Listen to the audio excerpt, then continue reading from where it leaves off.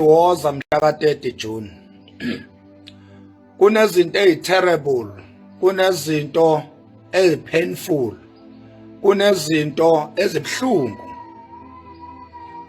eziyokwenzeka mhla ka-30 June.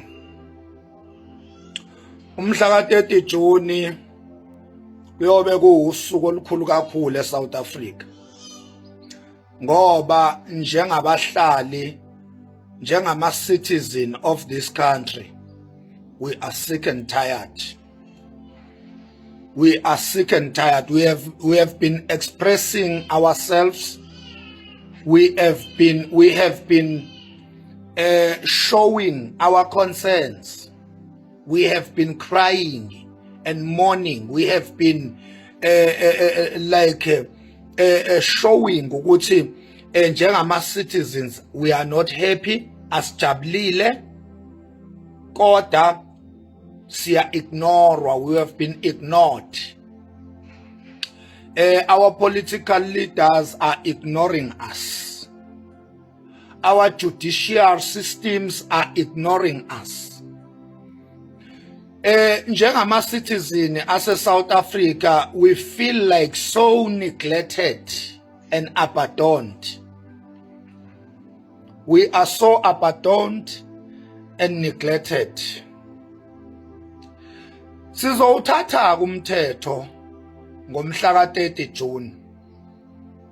Sizowuthatha impela umthetho mhla ka-30 June. Sinxusa nje amaphoyisa ukuthi asebenzisane nathi, ngoba asifuni ukuthatha umthetho wawo siwubeke ezandleni zethu, kodwa sifuna ukulekelela wona amaphoyisa ukuzama ukulawula isimo. Ubugebengu sebungaphezulu kwamaphoyisa esinawo eSouth Africa. Amajele agcwele, awasekho amajele okuvalela igebengu zangaphandle kwalelizwe kulelizwe. Njengamanje kusuka i-illegal foreigner ibulale ingane yakamakhelwane ngenxa yokuthi emajele kugcwele. Leyo illegal foreigner uphinde uyibone futhi ngakusasa seyidlwengula usisi wakamakhelwane ngenxa yokuthi amajele agcwele. The same illegal foreigners iphinde futhi uyibone seyibanjwa amaphoyisa, seyikade ibamba inkunzi ngesibhamu esingekho emthethweni ngenxa yokuthi amajele ase-South Africa agcwele. The same criminal amaphoyisa aphinde asidedele, sidedelwe amanye amapholisa ama-criminals wayiwona ngentshontsho, agwazise igebengu ukuthi zingaboshwa iphume, zifike la kwi-society isigebengu sithungathe labantu abebesibophisile sibabulale isigebengu. Ubugebengu eSouth Africa sebungaphezulu kwamaphoyisa esinawo.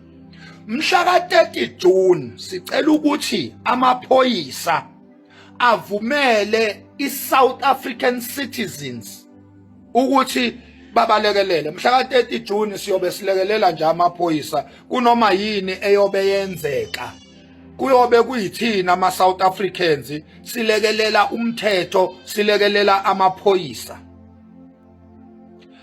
Kukuwo-ke ukuthi wona ayomelana yini nathi. Angazi ukuthi njengoba eyimbijana nje waphela amaphoyisa ase-South Africa awafiki inamba nje yawo wonke ephelele ayifikile ngisho ku-500,000. So angazi ukuthi ayoyenzani iSouth Africa. Mengase nje amaphoyisa athi ayamelana nathi mhla ka-30 June, angazi mina ukuthi ayobe mangaki lawo maphoyisa lawo. Ngoba lento esiyobe siyenza mhla ka-30 June akusiyinto esiyobe siyiqala, into esake sayenza. So siyawanxusa ukuthi amaphoyisa awasebenzisane nomphakathi ukuze uzame ukuqedwa ubugebengu ezweni lethu. Mhla ka-30 June siyobe siphume inkalo zonke thina njengama-South Africans. This is not about Zulus, Msunyonyoko, any tribalist, any tribalist. This is not a Zulu thing. This is a South African thing. Lama amalebe lawa iphuqephuqe lezinja lezi iqeqebana laseLimpopo ngoba akusiyona iLimpopo yonke le nalengqondo ebolile akusiyona iLimpopo yonke bakhona abantu baseLimpopo abanezingqondo ezihlakaniphile ababonayo ukuthi kwenzakalani eSouth Africa bese kuba khona leli qeqebana elinomlomo omkhulu laseLimpopo elisanganayo elinukisa umlomo yonke indawo le Funa ukunitshela ukuthi nina Limpopo people and associated with the illegal foreigners mhla ka 30 June niyoyihudela niyoyinyela msunyonyoko but those Limpopo people abathi we are true South Africans we are for South Africa we are fighting for our thing our country in our country we are fighting for our rights. We are fighting for our country. We are protecting our country for generations to come. Those Limpopo people. Abanaleyo ngqondo ehlakaniphile kanjalo. Siyobe sinabo mhla ka 30 June. Ngoba this is a South Africa thing. This is not a Zulu thing. South Africa akuyona yamaZulu. South Africa yama-South Africans. So ngiyanibiza ke phansi ko Cape Town ukuthi mhla ka 30 June phansi ko Limpopo phansi ko North West ko Free State Mpumalanga ko Eastern Cape mhla ka 30 June ko Northern Cape mhla ka 30 June ko Pretoria yonke South Africa sithi mhla ka 30 June zonke igebengu zangaphandle azihambe sisho njalo mhla ka 30 June sithi ayihambe zonke igebengu engena amaphepha nezinamaphepha uma nje uyisigebengu esifikile kulelizwe mhla ka 30 June ziyokushubela izinto hamba manje ungakashaya umhla ka 30 June hamba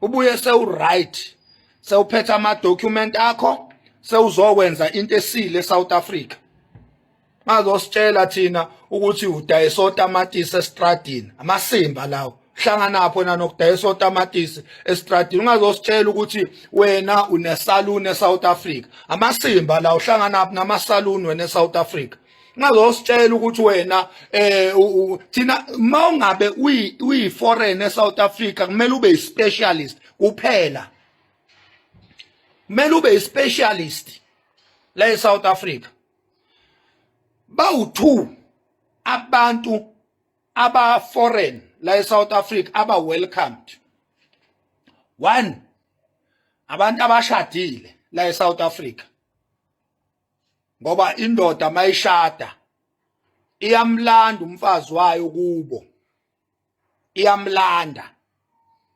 imlethe kubo kwayo indoda so uma ngabe kunabafazi base Africa bangaphandle abashade amadoda ase South Africa those women are welcome in our country uma ngabe nje ushade eSouth Africa you are from Nigeria you are from Zimbabwe you are from Mozambique you are from Somalia you are from Congo you are from anywhere in this continent kodwa ushade indoda yase South Africa you are welcome in fact you are a South African because ngokwe South African culture umfazi mayeshada isibongo sakhe siyaphela ebese ebiza isibongo sendoda yakhe so uma ngabe umfazi wa outside South Africa